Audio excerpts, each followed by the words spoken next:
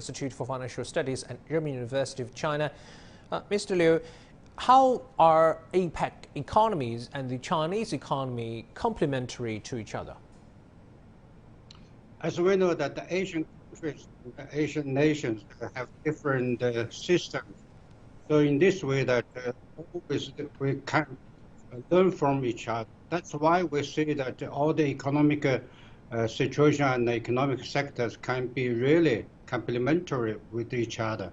So in Asian countries, most of the agriculture-based economy.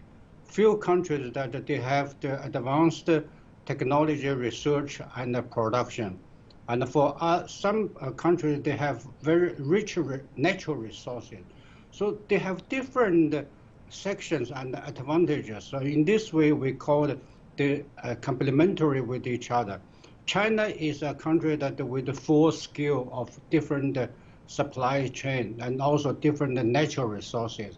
So in this way that China can provide also a lot of products to all nations in Asia.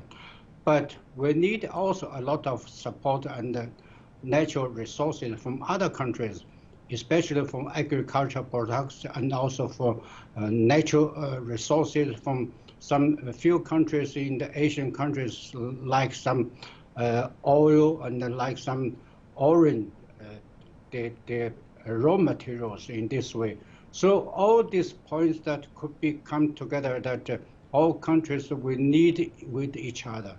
All countries we can support with each other with different advantages. So in this way, the complementary features very important in Asian countries. We call it this economic system and the situation in Asia is very colorful because each country has its own color. So we joined together, that could be a very colorful garden of economy. The pandemic is still a big concern in the region. Has the pandemic accelerated regional cooperation or made it harder? I think this question is something like a coin has two sides, because the pandemic has its own faction that influence all decision making in different countries. So in this way, we can say that the pandemic accelerates the speed of cooperation for some countries, especially for those that countries are lack of research in the pharmaceutical products, especially for vaccines, for instance, this production. So in this way that we can cooperate on each other. Also, what's called to accelerate the speed of cooperation in different countries. But of course, for some countries that the lack of experiences on the technologies, so they make the cooperation much harder than before. And also, we see that some different opinions from Western countries, especially from those advanced countries, they try to make some split opinions among our nations in Asia. So that's why for some few countries that feel that the cooperation could be harder than ever before. But time is a textbook.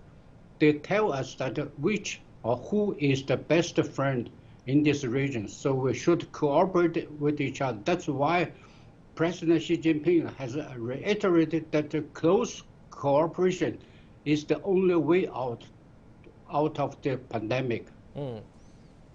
Mr. Liu, you mentioned there were different voices in the world. Some critics of regional cooperation argue that some countries benefit more from trade than others because of competitive edge, advantages, and trade is always unbalanced. What's your opinion on that?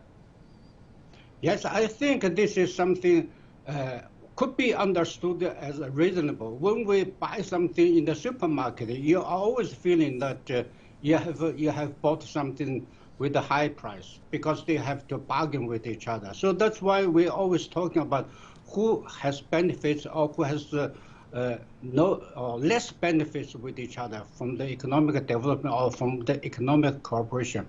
I mean that this is a wrong consideration. If we are only focusing on the benefits, who are the beneficiary, the mostly from the cooperation, this is a wrong thinking because it's not good for the further cooperation. We have to see all this cooperation, whether it has helped you to get out of the difficulties, whether it has helped you to get off problems and natural disasters, for instance. So in this way, we cannot make a small balance in that which country has more benefits, which country has less benefits. We cannot consider in this way of thinking, because all this cooperation should be done that very transparent, inclusive. So in this way that all countries have the same benefits. That's why we call it win-win approach.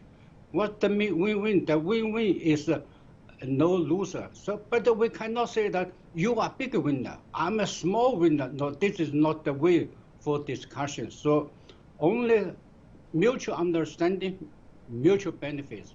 This is our way. Yeah, less benefit is better than no benefit. Thank you for your insight.